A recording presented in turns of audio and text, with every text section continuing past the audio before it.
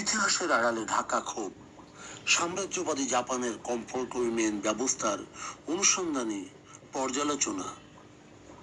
দ্বিতীয় বিশ্বযুদ্ধের আড়ালে এশিয়া প্যাসিফিক অঞ্চল জুড়ে গড়ে উঠেছিল আধুনিক মানব ইতিহাসের অন্যতম সুসংগঠিত রাষ্ট্রীয় যৌন দাসত্ব ব্যবস্থা, তথাকথিত কমফোর্ট উইমেন, অর্থাৎ জাপানি ভাষায় ইয়ানফু।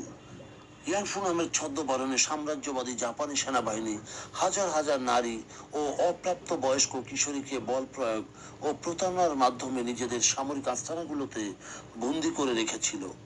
এটি কেবল একটি যুদ্ধকালীন অপরাধ ছিল না, বরং এটি ছিল একটি প্রাতিষ্ঠানিক ও নীতিগতভাবে পরিচালিত জঘন্য মানবাধিকার লঙ্ঘন। 1931 সালে মাঞ্চুরিয়া আক্রমণের পর জাপানি সেনা সদস্যদের মাধ্যমে সংঘটিত গণধর্ষণের ঘটনা আন্তর্জাতিক অঙ্গনে চরমভাবে সমালোচিত হয়। পাশাপাশি সৈন্যদের মধ্যে ছড়িয়ে পড়া যৌন রোগ নিয়ন্ত্রণ করাও সামরিক নেতৃত্ব ব্যবস্থার বড় চ্যালেঞ্জ হয়ে দাঁড়ায়। এই দুটি সমস্যা সমাধানের অজুহাতে 1932 সাল থেকে জাপানি সামরিক বাহিনী নিজস্ব তত্ত্বাবধানে কমফোর্ট স্টেশন বা সামরিক গণিকালয় স্থাপন শুরু করে। প্রাথমিকভাবে জাপানি নারীদের নিয়োগ দেওয়া হলেও পরবর্তীতে কৌশল পরিবর্তন করা হয়। দখলকৃত এলাকাগুলোতে স্থানীয় সামাজিক প্রতিরোধ দমন ও জাপানি নারীদের আন্তর্জাতিক ভাবমূর্তি রক্ষায় কলোনিগুলো থেকে নারী সংগ্রহ শুরু হয়। অস্ট্রেলিয়া, বার্মা, চীন, নেদারল্যান্ডস, ফিলিপাইন, ইন্দোনেশিয়া এবং পূর্ব তিমুর সহ বিস্তীর্ণ অঞ্চলে নারীদের এর শিকার বানানো হলেও সর্বাগ্রে ছিল তৎকালীন জাপানি উপনিবেশ কোরিয়া। অনুসন্ধানে দেখা যায় এই কার্যক্রমে নারীদের একটি বড় অংশকে কারখানার কাজ, হাসপাতালের নার্সিং বা উচ্চশিক্ষার সুযোগের মতো মিথ্যা প্রলোভন দেখিয়ে বাড়ি থেকে তুলে নিয়ে আসা হয়েছিল। একটি বড় অংশকে সরাসরি ঘর বাড়ি থেকে অপহরণ করে সামরিক ট্রাকে করে সুদূর যুদ্ধক্ষেত্রে নিয়ে যাওয়া হয়। ইতিহাসবিদ ও গবেষকদের মতে এই নির্মম ব্যবস্থার শিকার হওয়া নারীর সংখ্যা 20,000 থেকে 2 লক্ষ পর্যন্ত হতে পারে। এর মধ্যে একটি বড় অংশই ছিল অপ্রাপ্ত বয়স্ক কিশোরী। শারীরিক ও মানসিক পরিণতি, এটি ছিল প্রতিদিন 20 থেকে 30 জন সৈন্যের বর্বর নির্যাতনের শিকার হতে হতো এক একজন নারীকে।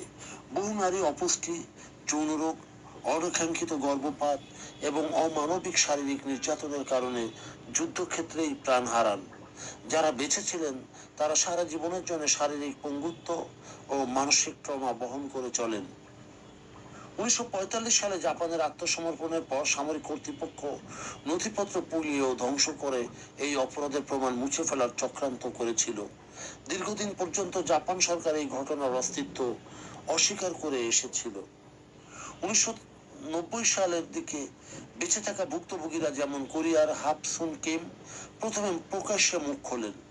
তাদের সাহসী জবানবন্দি ও সরকারি গোপন নথির সন্ধানের পর আন্তর্জাতিক চাপে 1993 সালে জাপান সরকার কোনো বিবৃতি এর মাধ্যমে সামরিক বাহিনীর প্রত্যক্ষ জড়িত থাকার কথা স্বীকার করতে বাধ্য হয় এবং রাষ্ট্রীয়ভাবে ক্ষমা প্রার্থনা করে। তা সত্ত্বেও পরবর্তী সময়ে জাপানি সরকার ও রক্ষণশীল রাজনৈতিক গোষ্ঠীগুলো এই ঐতিহাসিক সত্যকে লঘুপাত করার চেষ্টা চালিয়ে আসছে।